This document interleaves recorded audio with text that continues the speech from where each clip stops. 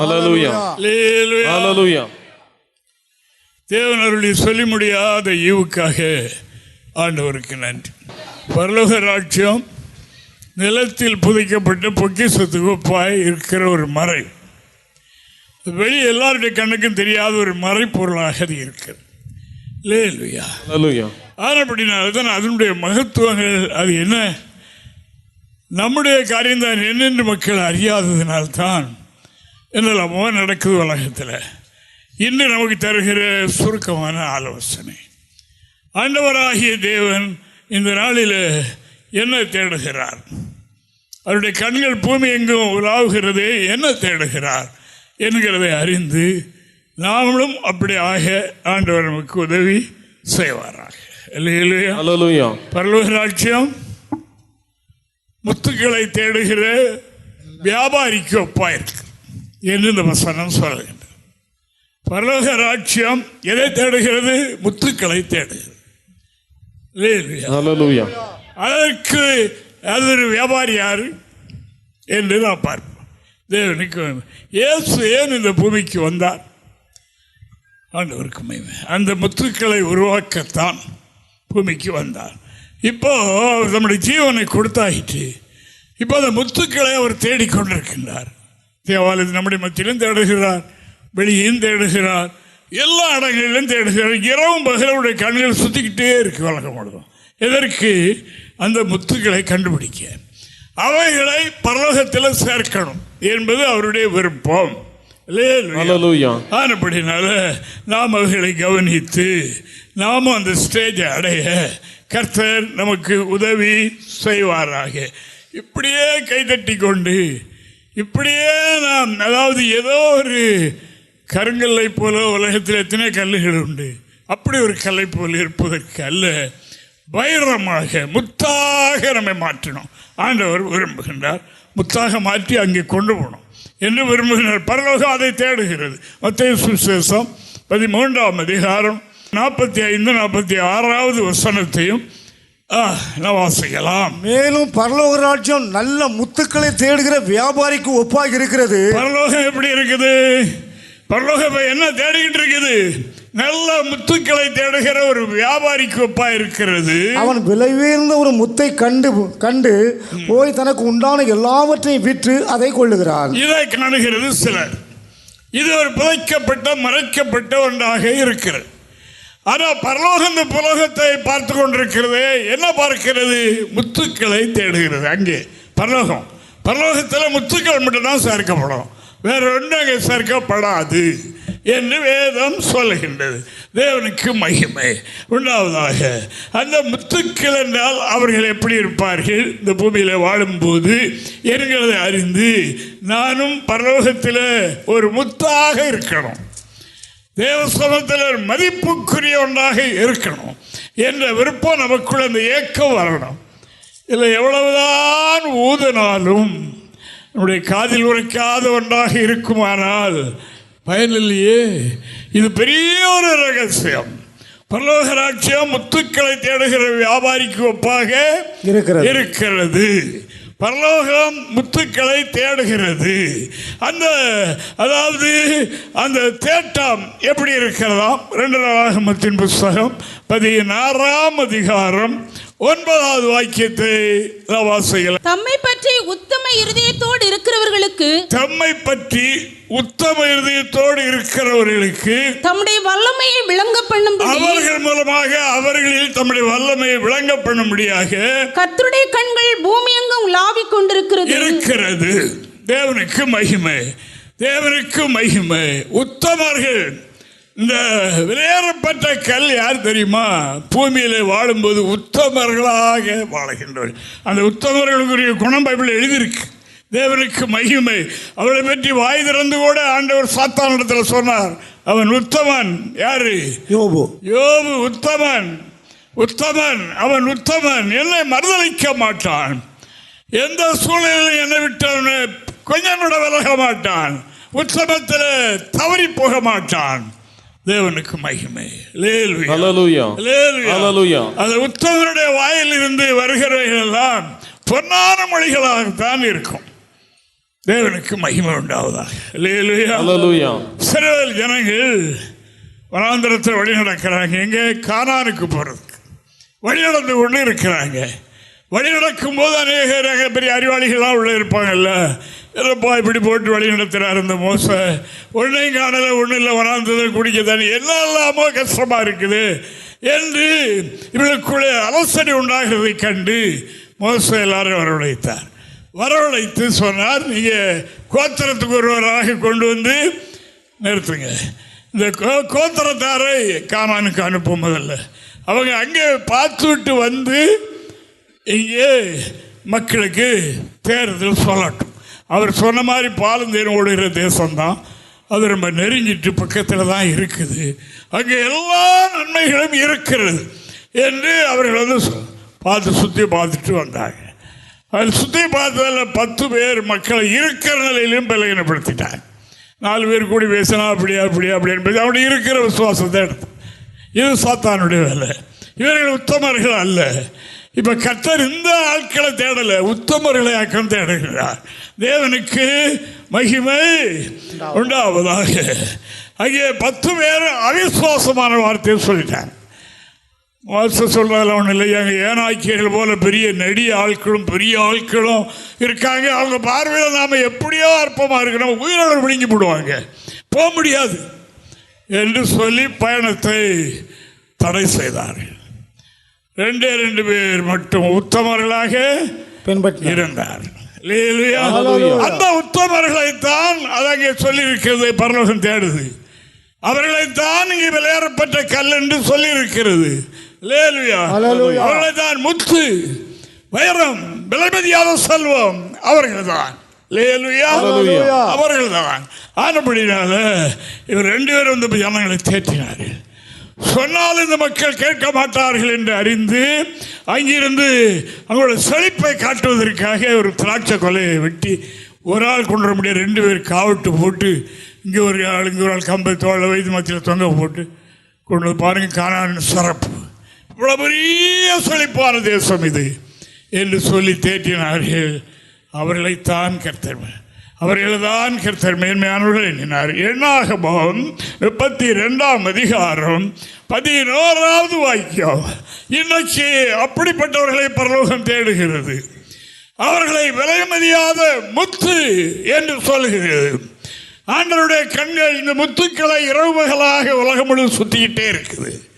அவருடைய 7 கண்களும் இதைத்தான் தேடுகிறது. உத்தமர் எங்கே முத்து வைரக்கற்கள் எங்கே இருக்கிறது? அசையாத கற்கள். சொன்ன காரியத்தில் 4 பேர் விழுந்து கிடக்க அப்படி கிடையாது. அதாவது தேவ சமூகத்தில் அவர்கள் அறிந்து கொண்டார்களா உண்மையை, அதில் தான் அவர்கள் நிலைத்திருப்பார்கள். மற்றபடி ஒருவரையும் கர்த்தர் தேடல. மற்றவர் யாரை தேடுகிறார்? பரலோகம் முத்தை தேடுகிறது. முத்தை தேடுகின்றது. அந்த தேடுகிற கண்கள் என்ன தேடுகிறது? உலகம் முழுவதும் உத்தமர்கள் முத்துக்கள் எங்கே இருக்கிறது என்று அந்த கண்கள் தேடிக்கொண்டே இருக்கிறது. அவர்களை கூட்டி சேர்க்க போகிறார். அவர்கள் எல்லாம் ஒன்று சேர்த்துருவார் கொஞ்ச நாளையில். அவ்வளவு முத்தாதான் இருக்கும், அவ்வளவு வேறுபட்ட செல்வமாகத்தான் இருக்கும் என்று நான் உங்களுக்கு சொல்லுகிறேன். இப்ப இந்த வசனத்தை வாசிங்க. உத்தமமா என்னை பின்பற்றின ஏனாசியனான எப்ரேயின் குமாரன் காலேபும் நூனின் குமாரன் யோசுவாவையும் தவிர எகிப்திலிருந்து வந்தவர்களில் 20 வயது முதல் அதற்கு மேற்பட்ட மனிதர்களில் ஒருவர் என்னை உத்தமமாய் பின்பற்றாதபடியால் அவர்கள் நான் ஆபிரகாமுக்கும் ஈசாக்குக்கும் யாக்கோவுக்கும் ஆணையிட்டு கொடுத்த தேசத்தை காண்பதில்லை என்று ஆணையிட்டு இருக்கிறார். அந்த வாக்குத்தத்தம் பண்ணப்பட்ட தேசத்திற்குள்ள இவர்கள் பிரவேசிக்கிறதில்லை. தேவனுக்கு மகிமை. என்ன தேடுகிறது கர்த்தருடைய கண்கள்? அந்த வாக்குத்தத்தம் பண்ணப்பட்ட நித்திய ராட்சியத்துக்குள்ளே கொண்டு சேர்க்கணும். இதுதான் இப்ப ஆண்டவருடைய பார்வை உலகம் முழுவதும் உலாவிக்கொண்டே இருக்கிறது. தேவனுக்கு மகிமை. கண்டுபிடித்து கொண்டு வருகிறார். துபாயில் சிலரும், ஸ்ரீலங்காவில் பலரும், சவுதி அரேபியாவில் பலரும், நியூசிலாண்டில் பலரும், பெல்ஜியத்தில் பலரும், பல நாடுகளில் அவர் சுற்றி பார்த்து கொண்டு வருகிறார். அப்படிப்பட்ட முத்துகள் நம்மிடத்தில் இருக்கிறது அல்லவா. சவுதியிலிருந்து பாஸ்டர் வந்திருக்கார். நான் அவரை பற்றி ஏற்கனவே உங்களுக்கு சொல்லிட்டேன், ரொம்ப சொல்லலை, கொஞ்சம் சொன்னேன். அல்லேலூயா. அவர்களுக்கு வந்தபோது பாஸ்டர் கேட்ட கேள்வியதான், அந்த நாட்டில் வெளியே இயேசுவை சொல்ல முடியாது, பெரிய தண்டனை அல்லவா என்று கேட்டார்கள். எனக்கு மனதில் இருக்குது. நான் டைரி போட்டு எழுதுறதில்லை. இந்த புது வருஷத்தில் எனக்கு டைரி கொண்டு கொடுப்பாங்க, நான் டைரியில் எழுதுறதில்லை, இல்லை இருதயத்தில் தான் எழுதுறேன். அது அழியாது. அது எப்பொழுது என்றைக்கும் இருக்கும் இருக்கும். அவர்கள் என்ன சொன்னார்கள்? எல்லாம் அறிந்துதான் ஒழித்து இறங்கியிருக்கிறேன். லாஸ்ட்டு அதனுடைய முடிவு என்ன? தலை போகும். இதுக்கு அறிந்துதான் பூ கொடுத்தா வந்திருக்கிறேன். போதுமா? இல்லை, முத்துக்களை தேடுகிறார். எல்லாரும் வந்திருக்காங்க. எல்லாரும் எங்க இருந்து வந்திருக்காங்க?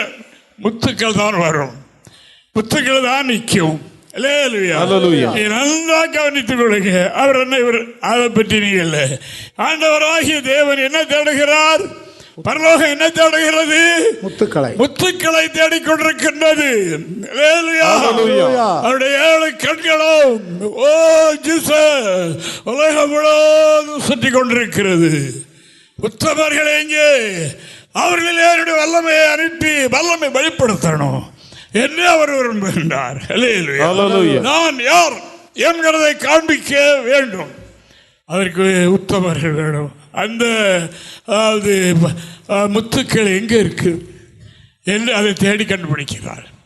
கண்டுபிடித்து அவர்களை இழுத்துக் கொள்வார். ஒரே சரீரமாக ஆகிவிடும். உண்மை. வந்திருக்கின்றோம், ஆனால் முத்துக்களாகவே இருக்கணும். அந்த 10 பேரும் அதாவது பலகீனமான வார்த்தைகளை பேசினார்கள். அவர்கள் ஒருவரும் வாக்கு தத்தம் பண்ணப்பட்ட கானானுக்குள் போய் சேர இல்லை. வாக்கு தத்தம் நமக்கு பண்ணி இருக்கிறார் நித்திய ராட்சத்தை. அதற்குத்தான் அனுதினமும் பயணப்படுகின்றோம். ஏன் இவ்வளவு பிரயாசம்? ஏன் இவ்வளவு முயற்சி? ஏன் இவ்வளவு கண்பிடிப்பு? ஏன் நம்முடைய வாழ்க்கையில் வருகிற இவைகளெல்லாம் சகிக்கிறோம்? இதற்காகத்தான். வருகிறவைகளெல்லாம் சகித்து பொறுத்து, அதாவது நாம் முன்னேறுவது எதற்காக? அந்த தேசத்தை அடையணும். வருகிறவர்களுக்கு நாம் அந்த தேசத்தினுடைய மகத்துவங்களை சொல்லிக் கொடுக்கணும். இவர்கள் இந்த தேசத்தினுடைய நிலை பார்த்தார். இவர்களெல்லாம் மாம்ச கண்ணாலே பார்த்தார்கள். பெரிய மாதிரி ஆள் இருந்தது. உண்மைதான், அங்கே அப்படியெல்லாம் இருந்தது. அதை மாம்ச கண்ணாலே பார்த்தவர்கள் இந்த அவிசுவாசமான வார்த்தையை சொல்லிவிட்டார்கள். மக்களுக்குள்ளே அவிசுவாசம் ஏற்பட்டு விட்டது. இருக்கிறது தேவசா ஜனங்களோடு தான், பயணப்படுவது சிறுவல் ஜனங்களோடு தான். அங்கே பாடி எங்கே நடக்கிறது? உள்ள எங்கே போயிட்டு எகிப்துக்கு போயிட்டு. தேவனுடைய பிள்ளைகளே,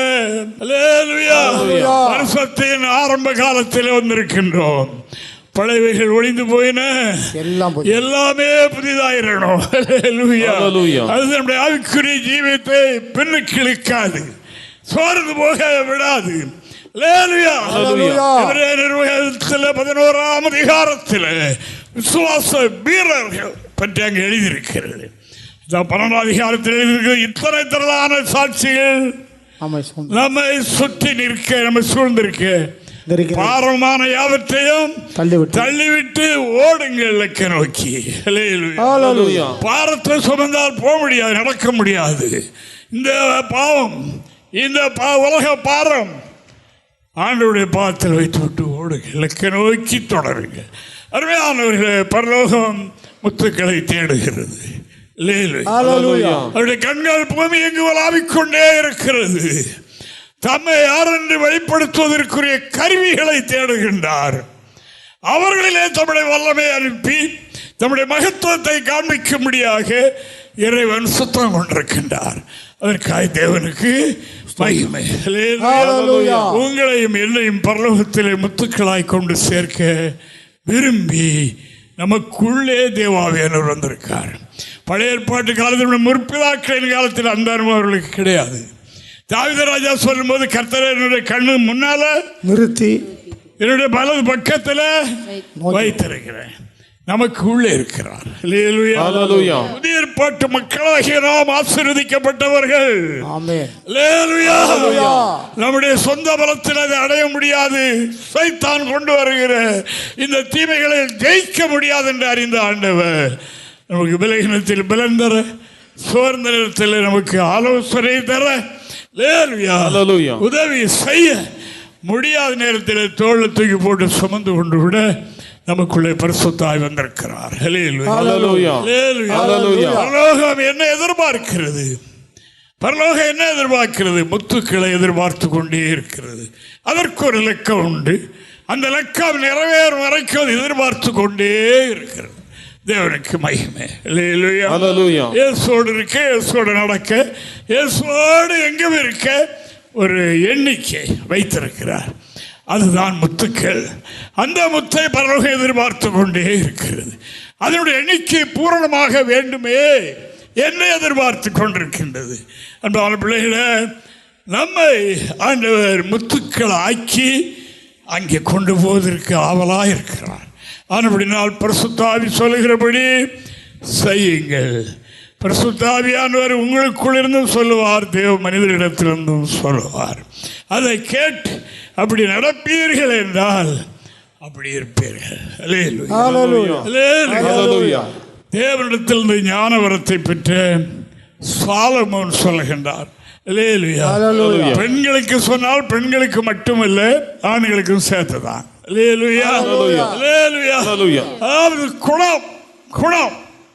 இந்த முத்துக்களுடைய சாயல் என்ன? நற்குணம். நற்குணம்.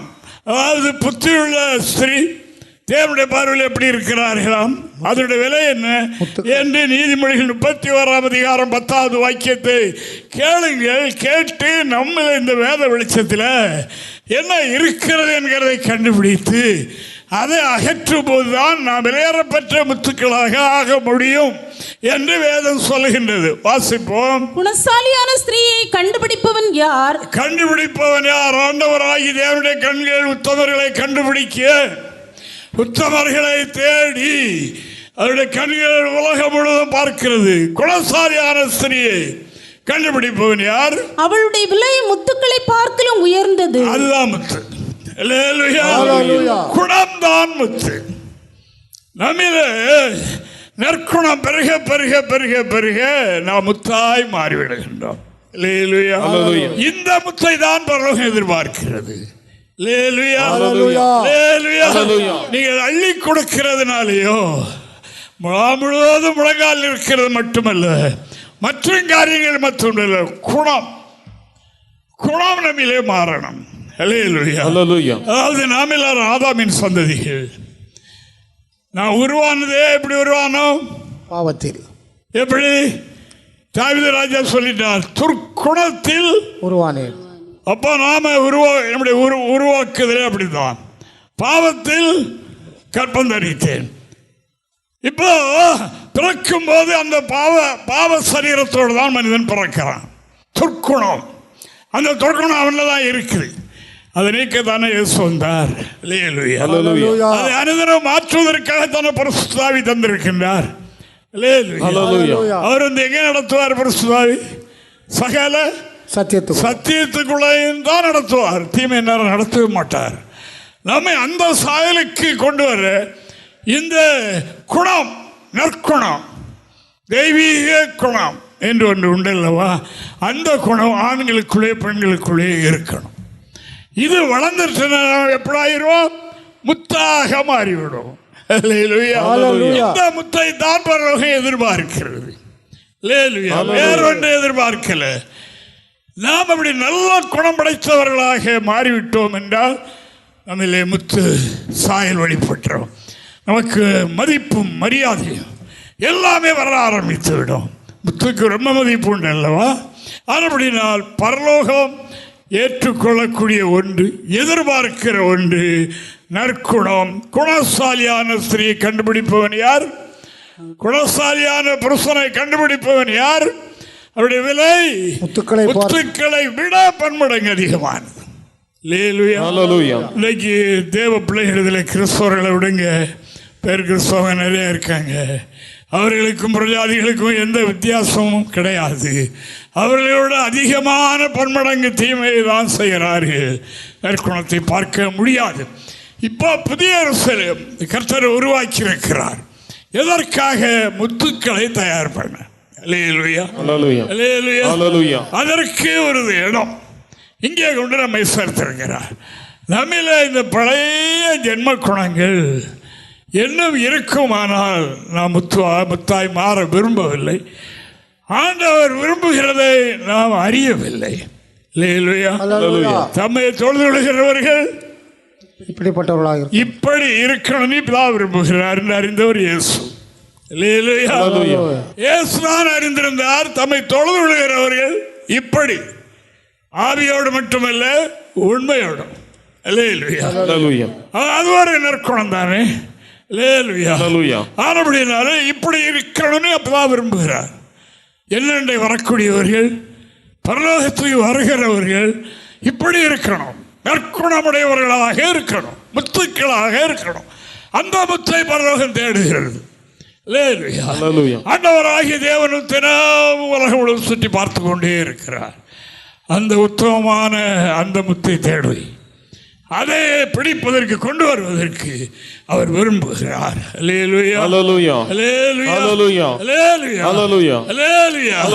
பேதுரு எழுதும்போது அவர் நிருபத்தில் எழுதுகின்றார், இன்று தங்களை மக்கள் பார்த்து மேன்மையாக எண்ணணுங்கிறதுக்காக என்னெல்லாமோ செய்கிறார்கள்.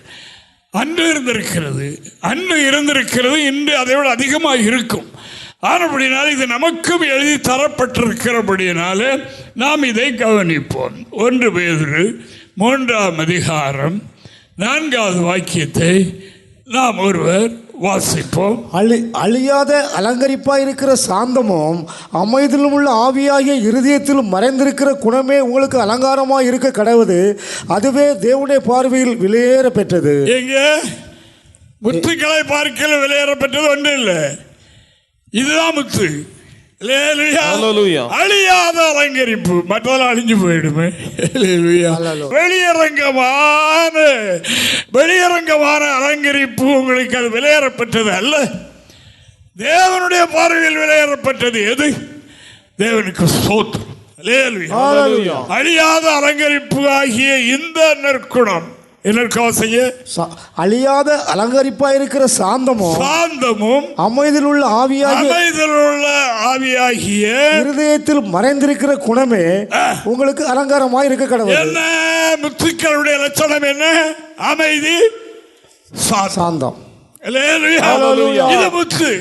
3வது வாக்கியம், மயிரை பின்னி பொன்னாபரணங்களை அணிந்து உயர்ந்த வஸ்திரங்களை கட்டி உயர்ந்த வஸ்திரங்களை தரித்து புறம்பான அலங்கரிப்பு உங்களுக்கு அலங்காரமாய் இராமல் சாந்தமும் அமைதலும் உள்ள ஆவியாகிய இருதயத்தில் மறைந்திருக்கிற குணம்.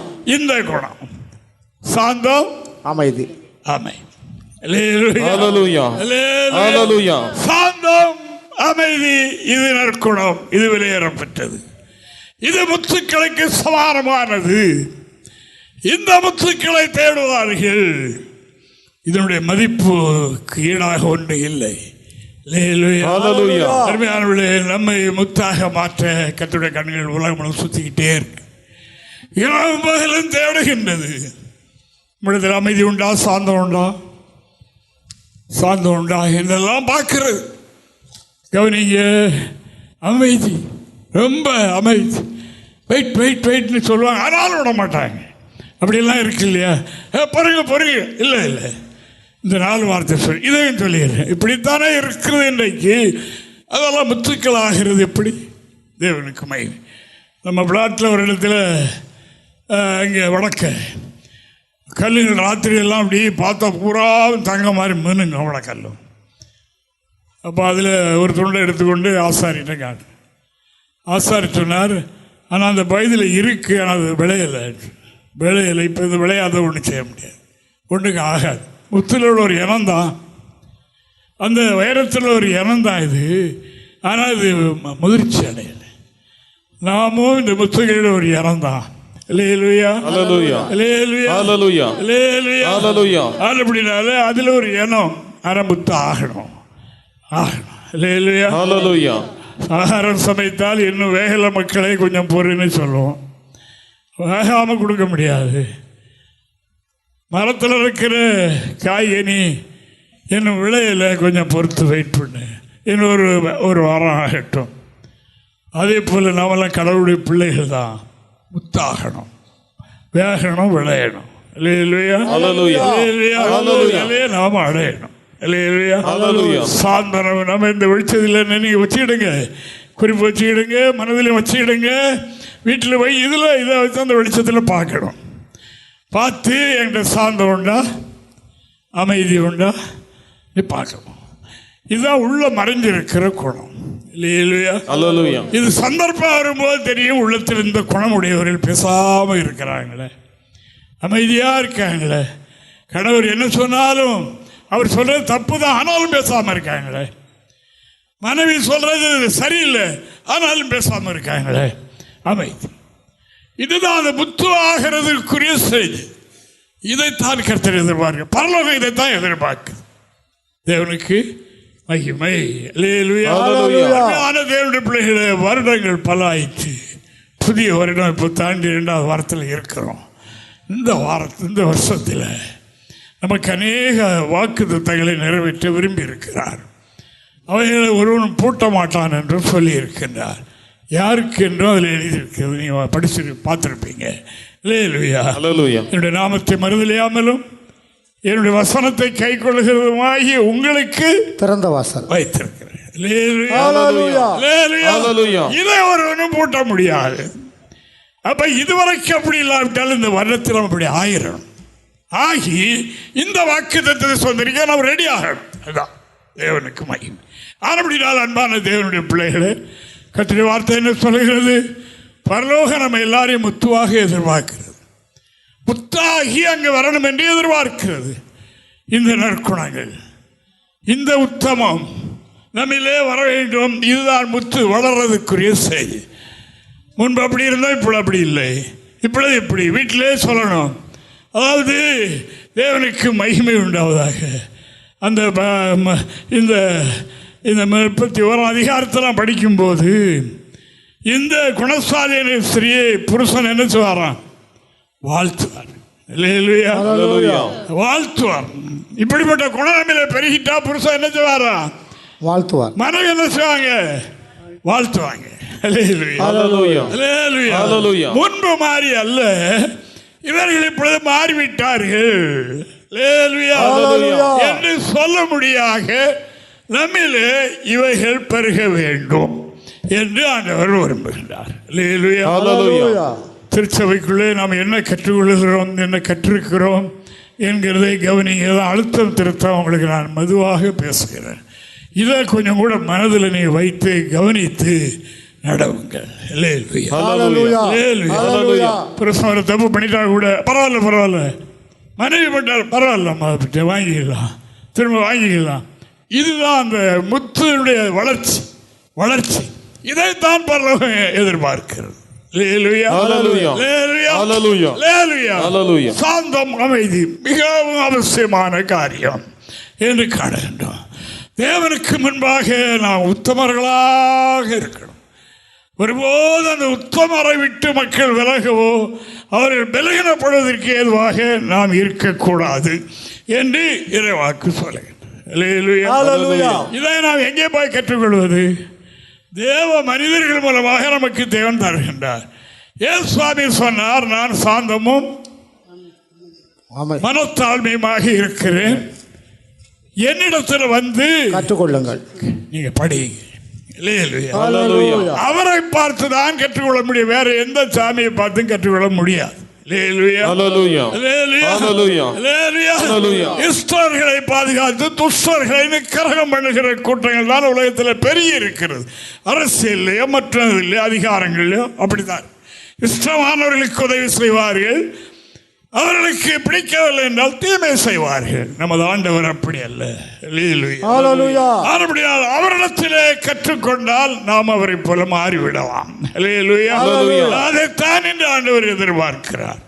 அப்படி ஒரு கூட்டத்தை உருவாக்கத்தான் அவர் ஜீவனை கொடுத்தார். இங்கே வாசிங்க, மத்தேயு 11ஆம் அதிகாரம் 28 29 வசனங்களே பாப்போம், வாசிங்க. வருத்தப்பட்டு பாரம் சுமக்கிறவர்களே, உலகத்தில் வாழ்கின்ற ரட்சிக்கப்பட்டவர்கள் எல்லாருமே வருத்தப்பட்டு பாரம் சுமக்கிறவர்களே, நீங்கள் எல்லாரும் என்னிடத்தில் வாருங்கள், என்னிடத்தில் வாருங்க, நான் உங்களுக்கு இளைப்பாறுதல் தருவேன். இளைப்பாறுதல் நான் கொடுக்கிறேன். உலகத்தில் உள்ள எல்லா பாரத்தையும் பாவத்தை சுமக்க இருக்கிறேன். என்னிடத்தில் வந்து அவைகளை செய்யுங்கள், நான் சொல்லுகிறபடி செய்யுங்கள். வாசிங்க. நான் சாந்தமும் மனத்தாழ்மையுமா இருக்கிறேன், நான் சாந்தமும் மனத்தாழ்மையுமா இருக்கிறேன். என் நுகத்தை உங்கள் மேல் ஏற்றுக்கொண்டு, என்னுடைய வார்த்தைகளை உபதேசங்களை உங்கள் மேல், என்னுடைய நுகத்தை உங்கள் மேல் ஏற்றுக்கொள்ளுங்கள். என்னிடத்தில் கற்றுக்கொள்ளுங்கள், என்னிடத்தில் கற்றுக்கொள்ளுங்கள். அப்பொழுது உங்கள் ஆத்துமாக்களுக்கு இளைப்பாறுதல் கிடைக்கும். கண்டிப்பாக கிடைக்கும். அல்லேலூயா. நமக்கு ஒரு ஆறுதல், ஒரு இளைப்பாறுதல் வேணுமே. கர்த்தருடைய பிள்ளைகளுக்கு கூட அது இன்று அதாவது குறைவாத்தானே இருக்குது. அடிக்கடி இந்த பாரம் வந்து அமிழ்த்து விடுகின்றது. ஜெபம் பண்ண சொல்லுகிறார்களே, எத்தனை நாளையா இதை சுமக்கிறது? ஒரு ஜெபம் பண்ணுங்க, எல்லாம் கர்த்தரை எடுத்துக்கிட முடியாது, ஜெபம் பண்ணுங்க, இப்படி எல்லாம் சொல்றவங்க இருக்காங்க. போன்ல இருக்காங்க, எல்லாமே இருக்காங்க. இல்லை, அருமையானவர்களே, அந்த பாரத்தை சுமக்க ஒருவர் இருக்கிறார். ஆனபடினால் அது எப்படி அந்த பாரம் உங்களை விட்டு நீங்கும் என்று என்னிடத்தில் கற்றுக்கொள்ளுங்க. எனக்கு என்னெல்லாம் பண்ணினாங்க, நான் மறுத்தரம் ஒன்று சொல்லவில்லையே. கடைசி நேரத்திலே பிதாவே மன்னித்திருந்தானே சொன்னேன். தெரியாம சார் மன்னித்திரும் அப்படித்தானே சொன்னேன். ஆனபடியால் என்னிடத்தில் கற்றுக்கொள்ளுங்கள் என்று ஆண்டவருடைய வார்த்தை சொல்லுங்க. ஆராதனை முடிச்சுட்டீங்கன்னு நான் பல தடவை சொல்லிட்டேன். ஆராதனை முடிஞ்சு முடியாம இருக்க ஒரு அம்மா ஓடி வந்தாங்க. இப்படி இந்த ஐயா சமாதானமே இல்லை அப்படின்னு. நீ பரிசுத்தாவை பற்றி எத்தனை வருஷம் ஆச்சு? பரலோகம் இங்கே நம்முடைய வாழ்க்கையில் புசுப்பும் குடிப்பும் பரலோகம் அல்ல, நீதியும் சமாதானமும் பரிசுத்தாவினால் உண்டாகிற சந்தோஷம் உண்டல்லவா? அந்த சந்தோஷம் இங்கே ஒன்று சொன்னேன், புருஷனிடத்தில் அன்பா இருங்க, புருஷனை கீழ்ப்படிந்து நடங்க, உங்களுக்கு சமாதானம் வந்து. இவ்வளவுதான் சொல்லிவிட்டேன். எனக்கு வார்த்தை, அந்த வார்த்தை தான் வந்தது.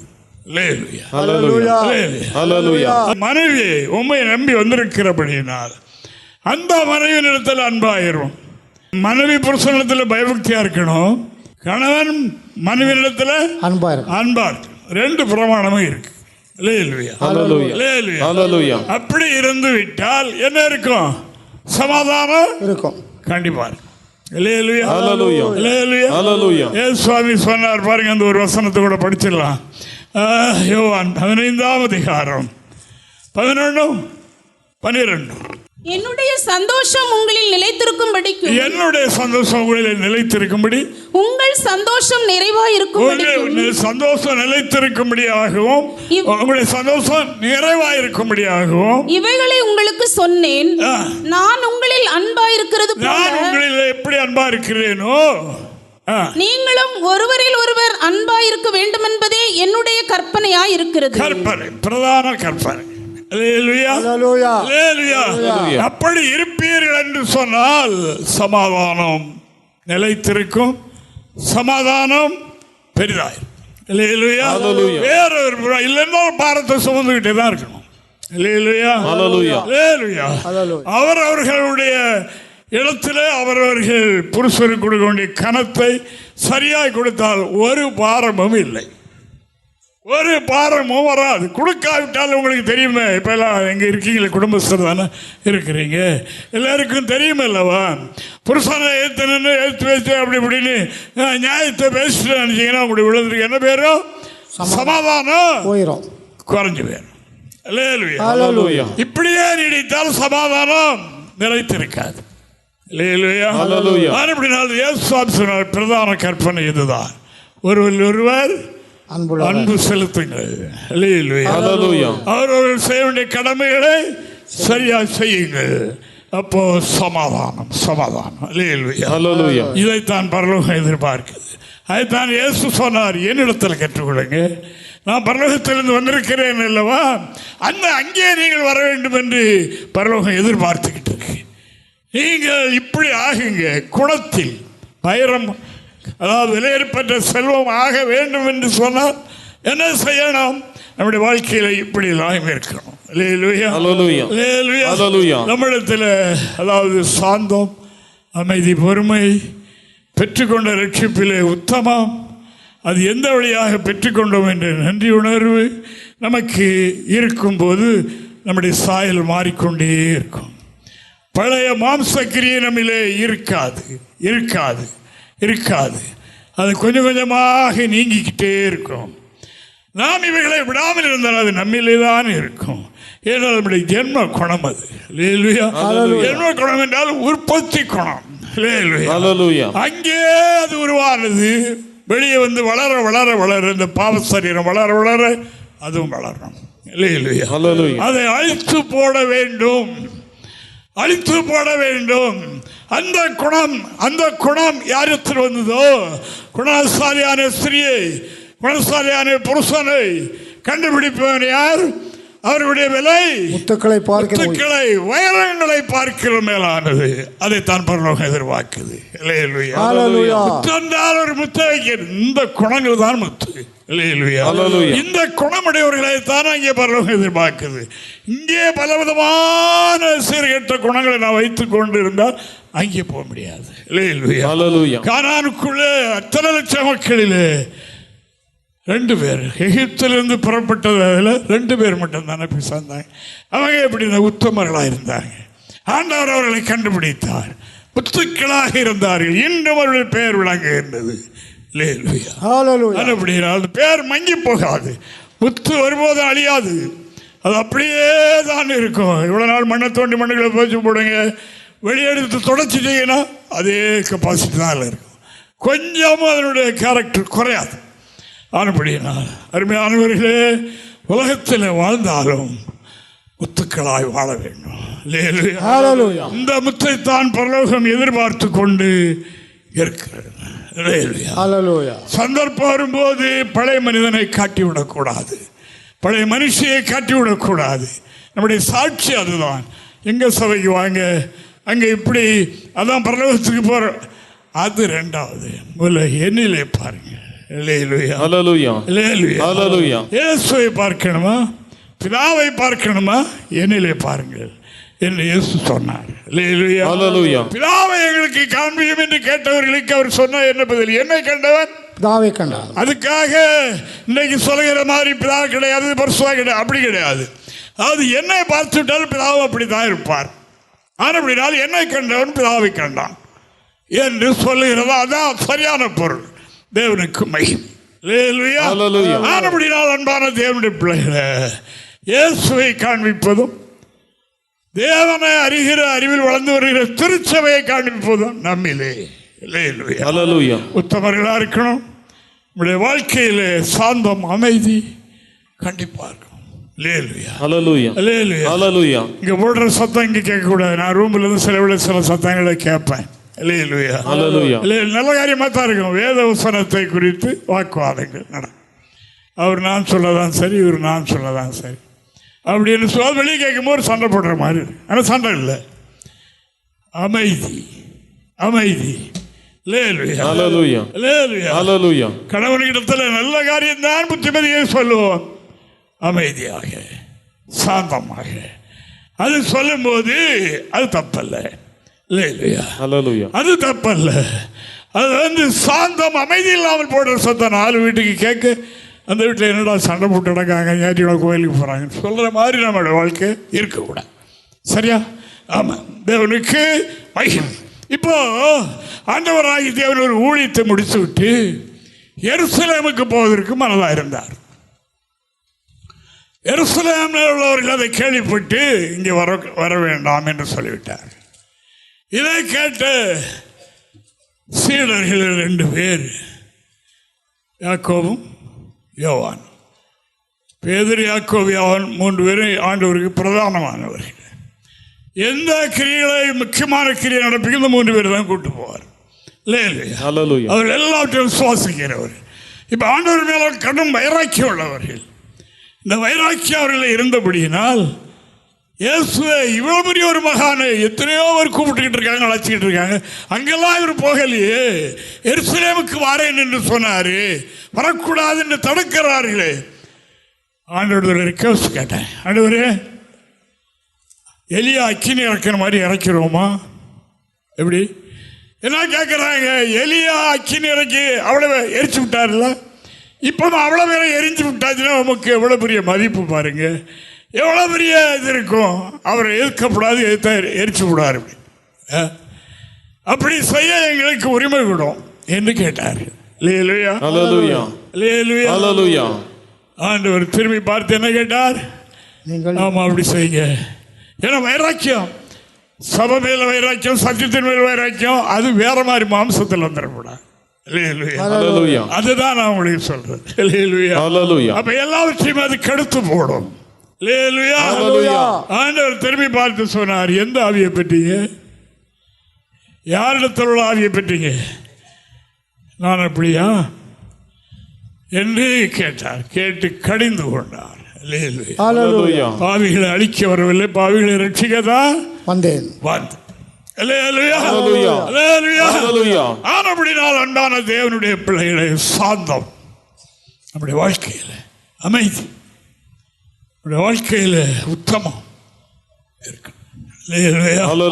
அப்படி நாம் செய்வோமா? செய்யணும். இந்த ஆண்டில் அதை நாம் கண்டிப்பாக செய்யணும். உங்களிலே, என்னிலே, உங்களுடைய குடும்பத்தில், உங்களுடைய திருச்சபையில் இந்த வருஷத்தை பற்றி ஆண்டவர் கொண்டிருக்கிற தீர்மானம் நிறைவேற வேண்டும் என்றால் நாம் எல்லாரும் முத்துக்களாய் மாறணும். ஒரே நாளில் அல்ல, படிப்படியாக நடக்கிற ஒன்று. ஆனபடினால அதை நாம் இப்படியே ஆரம்பிக்கணும். அபியாசிப்போம். நம்மகிட்ட ஒருவர் இருந்தார், அவர் காத்திரிகளிலிருந்து வந்தவர், ரொம்ப வைராக்கியம் உள்ளவர். ஒருவர் அவர்கிட்ட பேச முடியாது. அப்போது ஒரு சந்தர்ப்பத்தில் பாஸ்டத்தில் வந்தார், கூப்பிட்டு வந்தாங்க. அப்போ கோபத்தில் தான் வந்தார். அதாவது மரியம்மாளை பற்றி தப்பாக சொல்கிறாங்க. அப்படி சொன்னவங்க சொல்லியிருக்கலாம். இதெல்லாம் கேள்விப்பட்டு பாஸ்டர் சொன்னாங்க, மரியம்மா ஸ்திரீகளுக்குள் ஆசீர்வதிக்கப்பட்ட ஒரு பரிசுத்த ஸ்திரீ. அவர்கள் கடவுள் அல்ல என்று தான் நாம் சொல்கிறோம் ஒழிய, அவர்கள் வணக்கத்துக்குரியவர்கள் அல்ல என்று தான் சொல்லுகிறோம் ஒழிய, அவர்கள் ஸ்திரீகளிலே முதன்மையானவர்கள். அவங்க வயிற்றிலெல்லாம் அவர் சேர் வந்தார். அப்போ எப்படி இருக்கும்? தேவனுக்கு மகிமை என்று பேச்சு ஆரம்பித்த உடனே சரண்டர் ஆயிட்டேன். இப்படி பேசுவீங்கன்னு எனக்கு தெரியாது, இப்படி பேசவில்லையே மற்றவங்க. இயேசுவின் தாயாரை குறித்து தூசுலாம் பேசுகிறாங்க. அவங்க அறியாமல் அறிந்தது அவ்வளவுதான். அப்படி பேசுவாங்களா? இருக்கும். ஆனால் நாம் அப்படி பேசுவது கிடையாது. அவர் வணக்கத்துக்குரிய இடம் அவர்களுக்கு கிடையாது. பரிசுத்தாய் பெறுகிற இடத்துல அவர்களும் ஒரு ஆளத்தான் 120 பேரில் ஒரு அம்மாவாக இருந்தாங்க. ஆனபடியினால் என்று அவர்களுக்கு சொல்லி ஒரு மெம்பர் ஆயிட்டார். எல்லாம் ஆயிடுச்சு. ஞானஸ்நானமும் கொடுத்தாச்சு. பரிசுத்தாவி கிடைக்காது. யாருக்காவது இந்த பரிசுத்தாவின் அனுபவம் இன்னும் சரியாக வரலையா? கவனிங்க. தேவனுக்கு மகிமை. பரிசுத்தாவின்னு அவருக்கு கிடைக்க வல்லமையெல்லாம் வரும். நாவிலிருந்து பேச ஆண்டவர் பேச மாட்டார். அப்போ பாஸ்டர் கேட்டாங்க, நீ ரொம்ப பேசுவீங்களான்ட்டு. ரொம்ப பேசுவையா, 50 பேர் 100 பேர் வந்தாலும் ஒரே மனுஷன் அவ்வளோத்தையும் இந்த நாக்கை கொண்டு அவ்வளோத்தையும் அடைக்கிறேன். அப்படியே அப்படி இருக்கிறதுனால ஒன்று செய்யுங்க. அவர் மத்தியானம் வீட்டுக்கு தான் சர்ச்சுக்கு தான் சாப்பிட வருவார். பக்கத்தில் வேலை. இன்றைக்கு காலையிலேருந்து மத்தியானம் வரைக்கும் இதை அபியாசிக்கணும். அவங்கள்ட்ட பேசுறதுக்கு தூண்டுவாங்கல்ல, பேசாமல் மௌனமாக வாயை பொத்திக்கிட்டே இருக்கணும். இங்கே வந்து தான் வாயை திறக்கிறது. சரி போனார், சாப்பிட போகிறது வரைக்கும் அடக்கிக்கிட்டார். வருது ஆனாலும் பாஸ்டர் சொல்லியிருக்காங்களே அப்படின்னு வாயை அடக்கிக்கிட்டே இருந்து எல்லாரும் சாப்பிட்றதுக்கு கால்கைகள் பைப்புக்கு போனாங்க. பைப்புக்கு போன இடத்துல என்னமோ வந்துட்டு இவரெல்லாம் லேசாக அதை மறந்துட்டார். வந்துட்டு உள்ள கிடக்கிறது பூரா வாந்தி பண்ணி, எல்லாம் வாந்தி பண்ணியாச்சு. என்னமாங்க வரணும், பாஸ்டர் கேட்பாங்க என்னையா எப்படி இருக்கீங்கன்ட்டு. வந்து அவர் பின்னால் அங்கே வள்ளியூரில் சுற்றி விளாண்டா ஒரு பக்கத்தில் ஒரு வாரத்தில் இருக்கார். ஒரு ஆதாங்க ஒழிச்சு கிடந்தார்ல, அப்படி அங்கே இருக்கார். அப்போ வந்து சுற்றி சுற்றி பார்த்தாங்களா, காலையில் நம்ம தினம் வருவார். அங்கே ஒரு வாரத்தில் அப்படியே சாஞ்சி இருக்கார் சோறில். என்ன சொன்னதை மீறினீரா? என்ன செய்ய ஃபாதர், என்ன செய்ய பாஸ்டர்? அதாவது அடக்கி பார்த்தேன் லாஸ்ட் டைம்லலாம். அப்போ என்ன இதுக்கு நிற்காதில்ல, ஒரு பாஸ்டர் ஒரு கல் எடுத்து ஒரு உருண்டை ஒரு கோழிக்கு அளவுக்கு ஒரு கல் எடுத்து கழுவி கொடுத்து வாய்க்குள்ளே போட்டுக்கிடுங்க. வாய்க்குள்ளே கிடந்தா பேச முடியாதுல்ல, போட்டுக்கிடுங்க. இங்கே வந்து தான் நீர் கல்லை வெளியே எடுக்கணும். அல்லேலூயா, அல்லேலூயா, அல்லேலூயா. அப்படி சமாளித்தவர் பரிசுத்த ஆவி பெற்றார். அல்லேலூயா, அல்லேலூயா, அல்லேலூயா. அருமையான தேவனுடைய பிள்ளைகளே, தேவனுடைய பிள்ளைகளே, நம்முடைய வாழ்க்கையில் அமைதி தேவை. முடியலையா, அப்பியாசியுங்கள், அதுக்காக பிரயாசப்படுங்கள். அது நேரத்தில் ஆத்திரமாக பொத்துட்டு வரும், ஆனால் இடம் கூடாமல் அமைதியை காத்துக்கொள்வோம் என்றால். இயேசு பேசாமல் இருந்தார். பிலாத்து கேட்கிறான், ஏன் நீர் பேசுகிறது இல்லையா? பேசத்தகாத இடத்தில் அவர் பேச மாட்டார். பேச அவசியப்படும் போது மெதுவாக பேச மாட்டார். உரத்த சத்தமாய் அவர் கர்த்தர் சொன்னதாவது எழுதிருக்கு. தான் தேவன் சொன்னார், என்னிடத்தில் வந்து கற்றுக்கொள்ளுங்கள், என்னிடத்தில் கற்றுக்கொள்ளுங்கள்.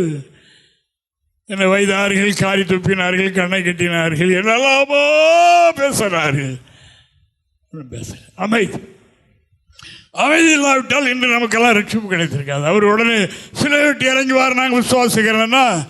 அவர் சிலையில் மறிக்காவிட்டால் இன்று நமக்கு மீட்பு இல்லையே. அதே மாதிரி நமது மூலம் கர்த்தர் தம்முடைய வல்லமை வெளிப்படுத்தணும். அந்த வல்லமையை வெளிப்படுத்த நமக்கு தருவதற்கு பூமி எங்கும் கர்த்தருடைய கண்கள் உலாவுகிறது. நம்மில் இருக்கிற ஆகாதவைகளை அகற்றி நம்மை, அதாவது முத்துக்களாக வைரங்களாக மாற்றி பரலோகம் எதிர்பார்க்கிற அந்த இடத்துக்கு நம்மை கொண்டு போவதற்காக.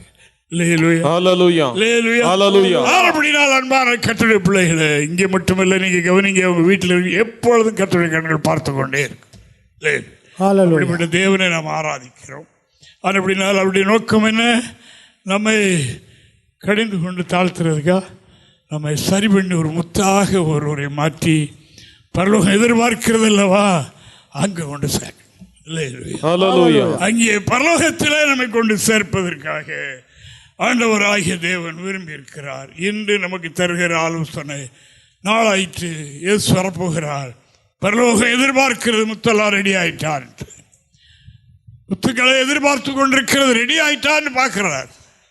சமக்களே, நாமெல்லாம் அந்த முத்துக்கள் ஆகிறதுக்குத்தான், ஆக்குகிறதற்காகத்தான் பரிசுத்தாய் நமக்குள்ளே வந்திருக்கிறார். அவருடைய வேலை என்ன? பாவத்தை குறித்தும் நீதியை குறித்தும் நியாய தீர்ப்பை குறித்தும் கண்டித்து அவருடைய டூட்டி அதுதான். ஆகி நம்மில் இருக்கிற ஆகாதவைகளை அகற்றி முத்துக்களாக மாற்ற ஆண்டவர் விரும்புகிறார்.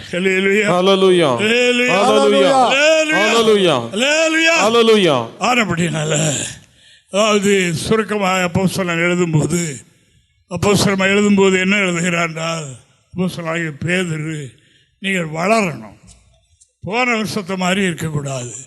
இந்த வருஷத்தில் எதில் வளரணும்? நம்முடைய குணத்தில், நம்முடைய ஆவிக்குரிய அனுபவத்தில் வளரணும். வளரணும் என்று 1 பேதுரு 2ஆம் அதிகாரம் 2வது வாக்கியத்தை பாருங்க பாபா. சகல துர்க்குணத்தையும் சகலவித கபலத்தையும் வஞ்சகங்களையும் பொறாமைகளையும் சகலவித புறம் கூடுதலையும் ஒழித்துவிட்டு நீங்கள் வளரும்படி புதிதாய் பிறந்த குழந்தைகளைப் போல திருவசனமாகிய களங்கமில்லாத ஞானப்பாலின் மேல் வாஞ்சியாயிருங்கள். லாஸ்ட்ல சொல்லி இருக்குது, வளரும்படி என்ன செய்யணும்? திருவசனமாகிய களங்கமில்லாத ஞானப்பாலை வாஞ்சியாயிருங்கள். அதற்கு முன்னால் என்ன சொல்லி இருக்குது? அதை கவனிக்கணும். அதை அகற்றாம இதை குடித்தால் வளர்ச்சி இருக்காது. பிள்ளைக்கு நோயை வைத்துக் கொண்டு நீ எந்த பாலை கொடுத்தாலும் சரி, களங்கமில்லாத பாலை ஊற்றினாலும் சரி, வளர உள்ள நோய் இருக்குல்ல, நோய் இருக்குல்ல, அந்த நோய் அகற்றப்படணும். ஒரிஜினல் பால் சின்ன குழந்தைகளுக்கு தாய்ப்பால் தானே, அதான் கலங்கவில்லை. அந்த பாலையும் சாப்பிட்டாலும் வாந்தி பண்ணுது, வெப்பிள்ள வாந்தி பண்ணுதுயா, ஜோமனை கொண்டு வருவாங்க, வாந்தி பண்ணுது. என்னத்தை கொடுத்தீங்கன்னு அதுக்கு என்ன? அப்போ பார்க்கும்போது அதுக்கு உள்ள வீக்னஸ் இருக்கு, அதை குணமாக்காமல் கொடுத்து ஒன்றும் பிரயோஜனம் இல்லை என்று டாக்டரும் சொல்லுவார். இந்த வியாதி இருக்குது, இதனால தான் அது பால் குடித்தாலும் வாந்தி பண்ணுது, உடம்பில் சேர மாட்டேங்குது என்னெல்லாம் சொல்லுகிறாங்க இல்லையா? அப்படினால இப்போ வியாதி என்னங்க? சகல துர்க்குணம், சகலவித கபடத்தையும், கபடு, வஞ்சகம், பொறாமை, சகலவித புறங்கூறுதலையும் ஒழித்து, புறங்கூறுதல் ஆகிய 5 வகையான காரியங்களை ஒழித்து விட்டு நீங்கள் வளரும்படி புதிதாய் பிறந்த குழந்தைகளைப் போல திருவசனமாகிய களங்கமில்லாத ஞானப்பாலின் மேல் வாஞ்சியாயிருங்கள். இப்ப இவ்வளவு நோய் உள்ள இருக்கு, இதை அகற்றணும். இது அவ்வளவு இல்லாவிட்டாலும் 1-2 இருந்தாலும் உள்ள இருந்தாலும் நீங்க களங்கம் இல்லாத பால், இது என்னது? களங்கம் இல்லாத பால்லாம் என்னது? வேத வசனம், ஞானப்பால், தேவனுடைய வார்த்தை இல்லையா? ஹல்லேலூயா. தேவனுடைய வார்த்தை தான் களங்கம் இல்லாத. உலகத்தில் நிறைய நூல்கள் இருக்குது, அறிவை உண்டாக்கக்கூடிய நூல்கள் நிறைய இருக்கு. அறிஞர்கள் அவங்களுக்குள்ள அறிவில் எழுதியிருக்காங்க, அதை நிறைய பேர் படிக்கிறாங்க. படித்து அந்த நல்ல அறிவாளி ஆகிட்டு இருக்காங்க, மேடை பேச்சாளி ஆகிறாங்க பெரிய. ஆனால் இதுதான் களங்கம் இல்லாத, களங்கத்தை, கரையை, மண்ணில் இருக்கிற துர்க்கிரியர்களை, குணக்கேடுகளை அகற்றுகிறது ஒன்று இந்த களங்கம் இல்லாத ஞானப்பாலாகிய திருவசனம். தேவனுடைய வார்த்தை களங்கம் இல்லாத ஞானப்பால். அதுல கலப்படம் கிடையாது. தேன் கூட்டிலிருந்து டைரக்டா விழுகிற தெளிதேனிலும் மதுரம் உள்ளது வார்த்தையாகிய இந்த ஞானப்பால். ஆனபடியால் அன்பான தேவனுடைய பிள்ளைகளை, இதை நான் படிக்கின்றோம். ஆண்டவரே வளரணும் இப்படி சொல்லி இருக்குது. வளர்ச்சி எது வரைக்கும்? கிறிஸ்துவனுடைய நிறைவான வளர்ச்சிக்கு பூரண புருஷராக வரைக்கும் வளரும். அந்த வளர்ச்சி ஸ்டெப்பாக வளரும். நான் இந்த வருஷம், போன வருஷம் தான் இந்த வருஷம் வளர்ந்துருக்கிறோமா பார்த்தா, இப்படி உறவினர்கள் பார்த்தா சொல்லுவாங்க, நாங்கள் எங்கள் தாத்தா பாட்டி வீட்டில் இருந்த ரொம்ப நாள், அப்போ பார்க்கன்னு கூப்பிட்டாங்க, இப்போ இப்படி வளர்ந்துட்டாங்க அப்படின்னு சொன்னாங்க. ஏன்னா அங்கே இருக்கிறவங்களுக்கு தெரியாது, புதிதாக பார்க்குறவங்களுக்கு தெரியும் வளர்ந்துருக்கிறாங்க இல்லையா?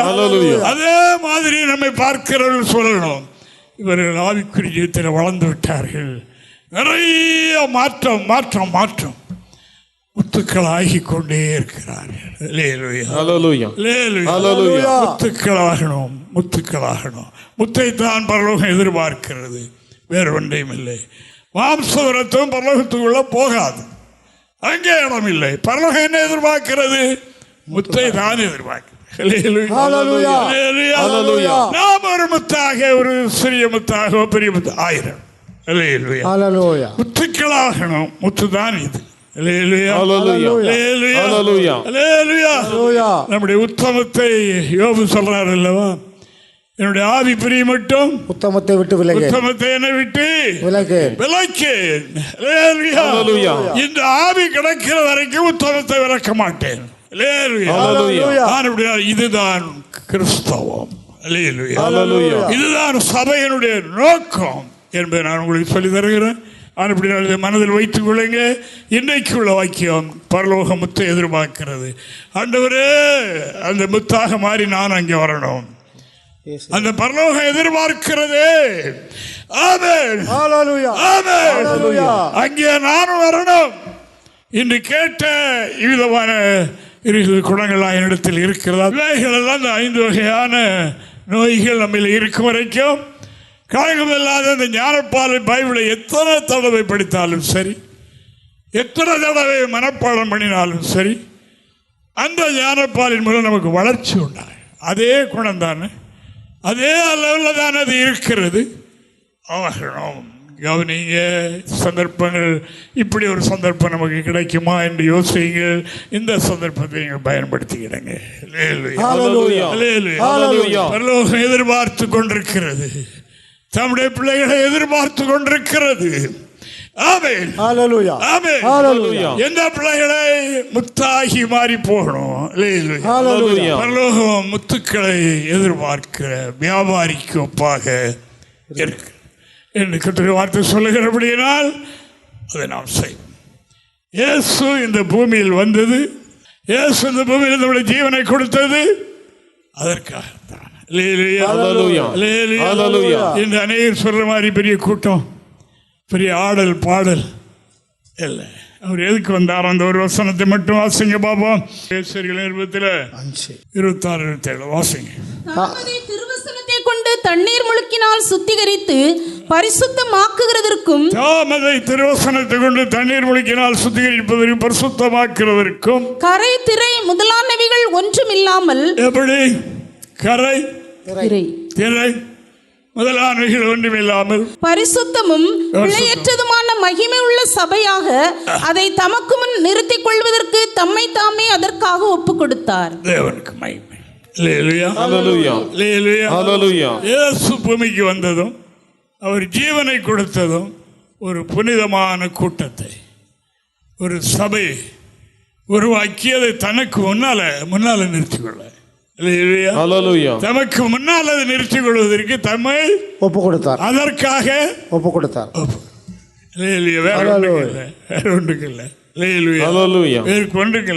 அதாவது அந்த கூட்டம் எப்படி இருக்கணும்? கரை திரை முதலானவைகள் ஒன்றும் இல்லாமல் பிழையற்றதும் மாசற்றதும் மகிமை பரிசுத்தமும் பிழையற்றதுமான மகிமை உள்ள சபையாக தமக்கு முன் நிறுத்திக் கொள்வதற்கு தம்மை சிலுவை மரத்தில் அதற்காக ஒப்பு கொடுத்தார்.